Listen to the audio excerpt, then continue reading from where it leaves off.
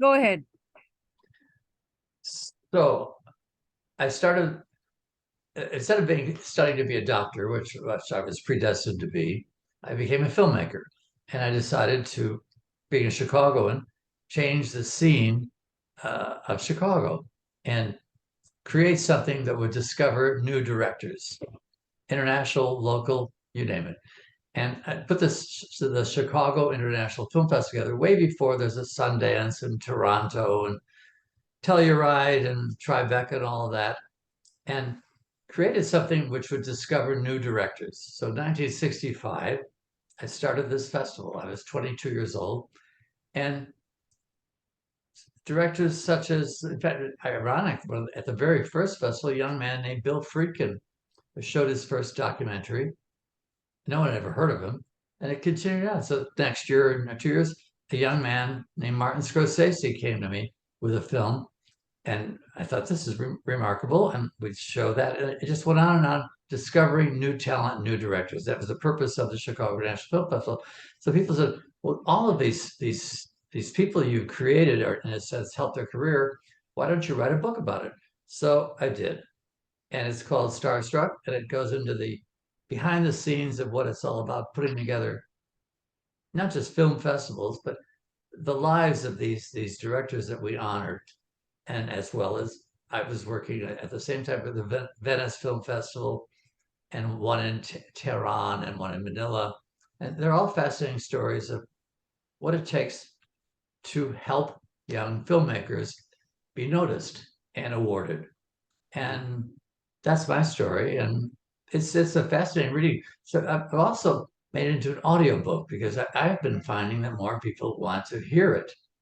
So the audiobook just came out last week, and what's different about my audiobook, by the way, I've never done a book before, and or audiobook, uh, is I mix in real voices that I happen to have from all these years on tape. So if I'm talking about Lauren Bacall, she will be on it as well. If I'm talking about Martin Scorsese, he's there with me, or Spielberg, or Rodman, uh, you name it.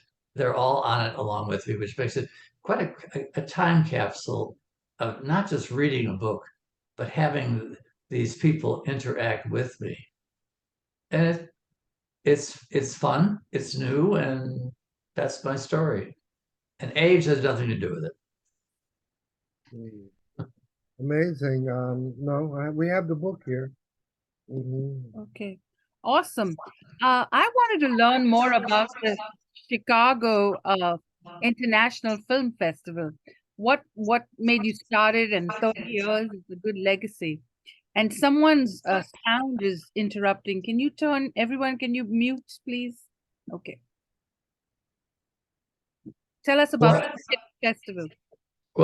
well, as I told you earlier, um, my mother had a movie camera, and I was 8 years old, and she being a lady doctor, she'd travel the world with her lady doctors, and she would bring back these movies, film, and she said, "Make this into a movie because these lady doctors are coming." Remember, this is the 1940s, and she's a doctor. So I'm making movies when I'm 8 years old, and I started getting hooked on making movies and wanting my city of Chicago to become a more affluent place of what's going on in the world of film. So I created the Chicago International Film Festival. And the purpose was to discover new talent and honor it, because I believe that honoring and giving awards is an important thing, to give a pat on the back of someone you've never heard of. And whether it be Martin Scorsese or Spielberg or some of the people, Taylor Hackford, we started early in his career. It, it became a very important worldwide event before all of the others. I've always wanted to do a film festival, but that's a big undertaking, isn't it? It probably took you a whole year to get all the actors to come, and with all their schedules. That's the other thing. Yeah. Well, the nice thing besides the filmmakers, and we also honored people you never think of. Honored someone who does the costumes. Honor Edith Head, who people have never met before. honor, so you mentioned science fiction, honor some of the directors that science fiction and created the special effects for science fiction. And in my years, I think I've honored about 250 major stars in the world, and they're all in the book, of course. And the audiences have grown and grown and have introduced and changed the whole dynamics of Chicago, because Chicago, and you go way back, Chicago was an early Hollywood with the S&A studios, and Gloria Swanson worked here, and the Keystone Cops and all. And then, of course, Hollywood Yeah. took So them away. tell us about some of the movie stars like Clint Eastwood. What was he like when you met him? And Well, you see, in the book, the funny thing about the book is, okay, I may be honoring Shelley Winters or Angela Lansbury or people like that, or I said Lauren Bacall, and some of these folks. When they came, I invite them to Chicago, do a retrospective of the work, but you get to meet them personally, and they have such interesting things they would like. And yeah, suddenly I become more than just the director that invited them. They have personal quirks and things like Shelley Winters. You know, Michael, you see that guy over there? I would like to have sex with him. I said, wait a minute. Remember, I'm in awe of you. And suddenly you're asking me basic questions like, you want to have sex with that guy at the bar? yeah, And I back off thinking, oh my God, what have I gotten into? And suddenly I'm finding the same thing with so many other people. They have this trusting feeling in me that I'm to help them out while they're in Chicago misbehaving. So that's part of the book, of course. That's the novelty of the book is their life in Chicago. I started the film festival. I was very young, and I had a mentor. Her name was Colleen Moore. Colleen Moore was a silent film star back in the 20s, and she got her screen test here.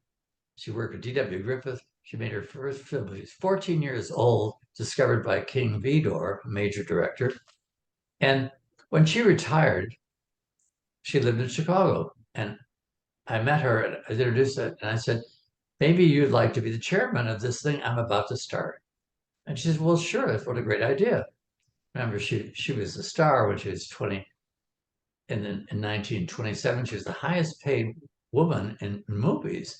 And she was a flapper. She was only 18 years old.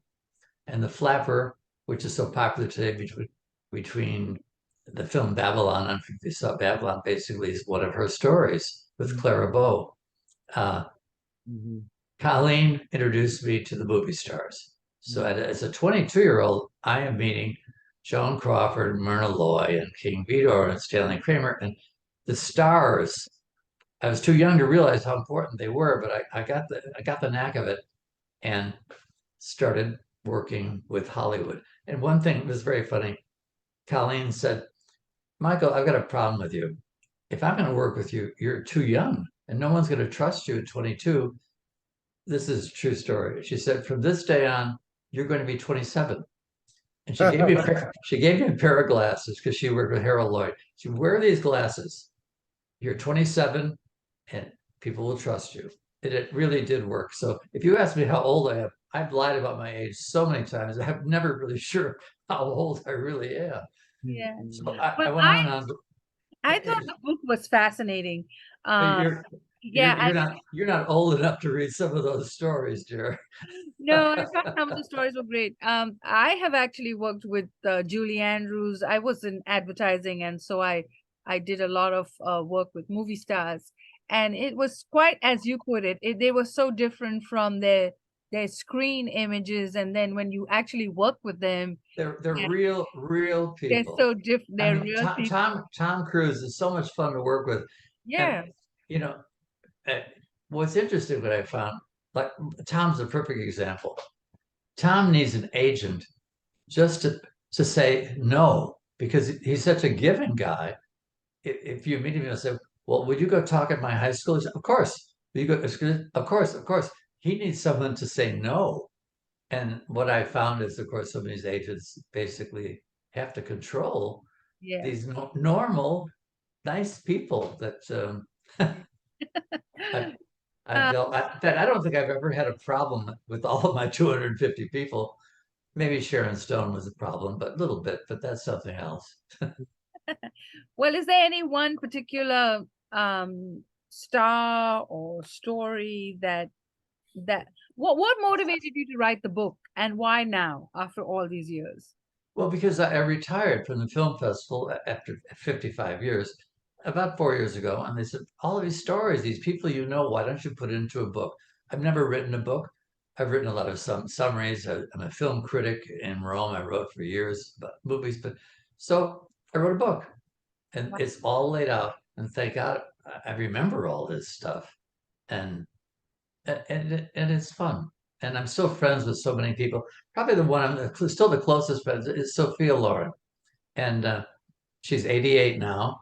She's still making movies, and we've had a long relationship. I introduced one of her films back in and honored her back in 1990, and I invited her to Chicago. She said, I've never been honored. I got an Oscar, but I never went to the Oscars.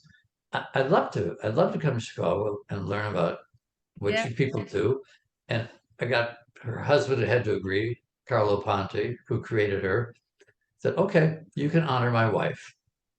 And he set up all the rules, and we had this incredible friendship and great honors for her. The Oscars honored her a couple of years later, and she said, "Michael, will you help produce that?" So, I get it into all of those sorts of things. I met Charlie Chaplin when I was working for the Venice Film Festival. Whoa, that was a And while. about 1971, he's on in his years, but he was still conscious of what he was doing. And I gave him a business card. I don't have a copy of the card right now, but the logo of the film festival is Theta Bara, black and white, high contrast picture. And Charlie said to me, he said, "Is that me?" I said, "No." He said, "Pity."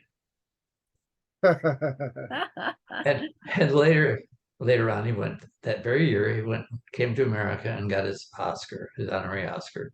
And irony of that, years ago, I honored Geraldine Chaplin. Who the irony of hanging out with Geraldine after all these years with the father, and bringing her to Chicago and honoring her at the S&A Studios, where her father made one short film here in Chicago back in 1919 or so.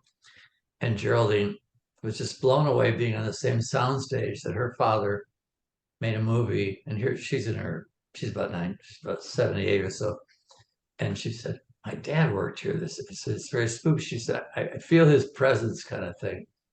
So anyway, I've met a lot of great people in life, and I'm very excited about the book. And now I made the audiobook. Wow, that Okay. sounds great.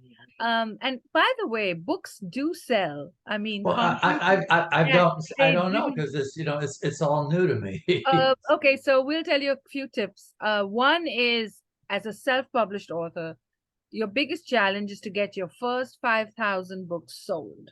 And we've I'm not a self publisher. Well, I then got your to. publisher has to get 5,000 books sold, because then it's the Okay. publisher's job to do that. But once you get over that first threshold, it gets a lot easier after that. So that's just my 2 cents. Okay. Thank you. This was really beautiful. Elton, any Well, questions? would you please give my publisher a call and Yes, shake take him them up? up. That's exactly right. What's interesting in the book, since I have the book has hundreds of all these candid photos of all of these stars throughout the life. Incredible stuff. Yeah, Amazing pictures. yeah, You it's an know, amazing book. And it's a great gift, I think, for Christmas or the holidays, for any movie buff who loves movies. So I think, yeah, I think the pictures really add a nice dimension to the book. And you're very kind. I appreciate that. well, Thank I'm you. a reviewer, so that's why that's what I do. But I always look for different uses of books, but I think yours in particular would make a great coffee a gift, or one of those things. But thank you, thank you, thank you. And you're watching Brightside Global Trade.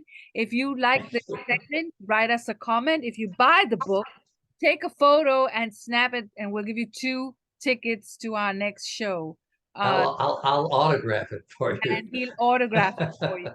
So May I ask get a Michael a book question? and he'll autograph it for you. Thank you so much for watching. Thank you for having me here. May I ask